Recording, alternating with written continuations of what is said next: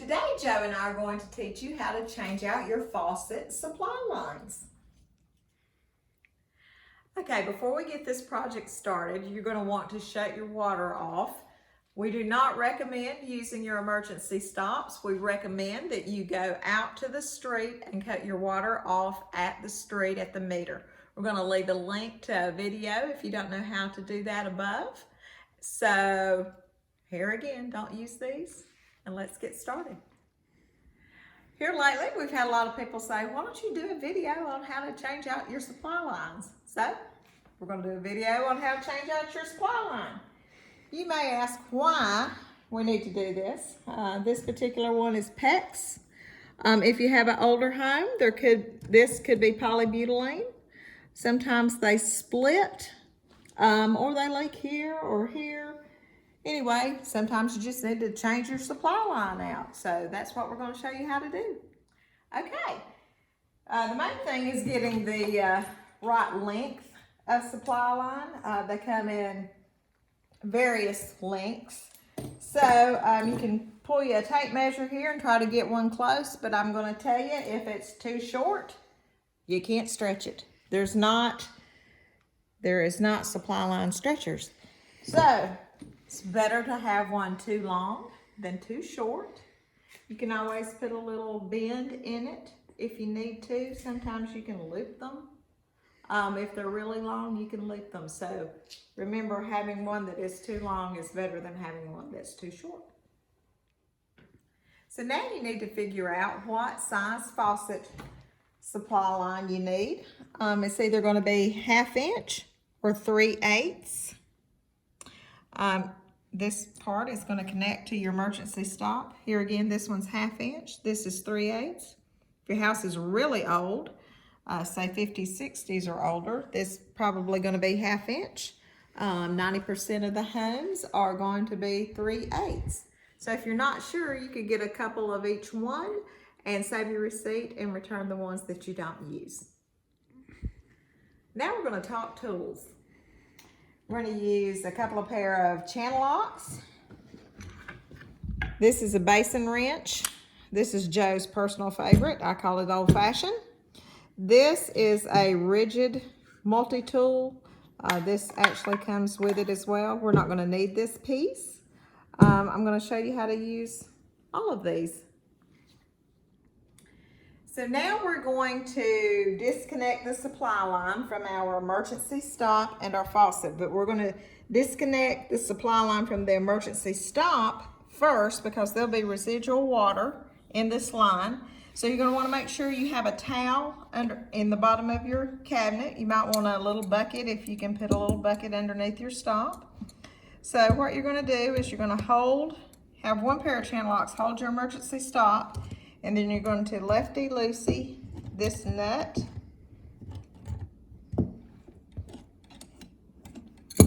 Once you get it loose, you can usually undo it with your hands. So there's that part. Now we're going to talk about using a basin wrench to take this nut off your faucet. I'm just saying that we're doing this on the table and it's a lot easier than doing it under a cabinet, but for video purposes, I think you guys are going to be able to see this a little bit better, but it's going to be quite challenging being under the cabinet. I'm just warning you. So this is a basin wrench, and the head swivels one way and then the other, depending on whether you're tightening or loosening. Well, we're going to be loosening, so we're going to be going lefty-loosey. So we're going to open this up. See, it has little ridges in here. So we're going to open it up, put it around the nut, and then we're just going to start turning. So you're going to just keep turning, and once you get it loose enough, it'll be much easier just to take your hand and turn the nut all the way off and take it off. Now, if you want to use my rigid red tool, I'm going to leave a link to this in the description below if you really like this tool. As you can see, there's several. It'll go on several different nuts. So all you're going to do is, and it's got an opening here on the side, so this will actually go over your supply line like that, and then you can just put this over the nut and lefty-loosey, and just turn till it gets loosened up, and then use your hand and just take the nut completely off. And that's it. Now we're ready to put on our steel braided supply line. We're going to start up here at the faucet area. I want to mention that you're not going to have to put Teflon tape or pipe thread sealant here on the valve or on the emergency stop, because the steel braided supply lines come with its own gasket washer on both ends. So that will prevent it from leaking.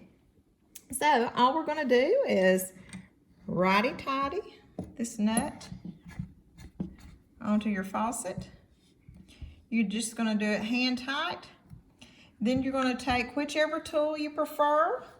I like the red one. Joe likes the basin wrench.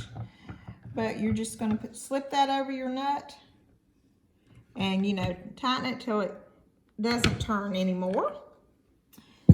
And then we are going to put the bottom nut onto our emergency stop. So all you have to do is get this started like this. So what you're going to do is just do this hand tight as well till it doesn't turn. And now we're going to get 2 pair of channel locks. We're going to hold this stop, and we're going to take our other pair of channel locks and tighten the nut. And the reason that we're using 2 pair of channel locks is, if you can imagine, this is coming out of your floor or out of your wall. This water pipe, if we were to just, you know, turn it with 1 pair of channel locks, you can actually bend this pipe, and it puts a lot of torque on this piece here, and you could snap your water pipe off. So we always want to hold your emergency stop and, you know, tighten this up, this nut, until it will not tighten anymore. And there you go. That's all there is to it. Hopefully you found this video helpful. We did this on a table so you could actually see what we are doing. I want to say that when you try to get under your cabinet, it's going to be a lot more challenging than what it is here on the table. And a lot of times that top nut could be corroded. Joe sometimes has to get a Dremel and safety glasses, and you just could not believe what all we have to do sometimes to get the supply lines off. Hopefully it won't be that for you, but if it is, then that's probably time to call the professional. So if you found this video helpful, please be sure to give us a thumbs up, share, and subscribe. And thank you so much for watching.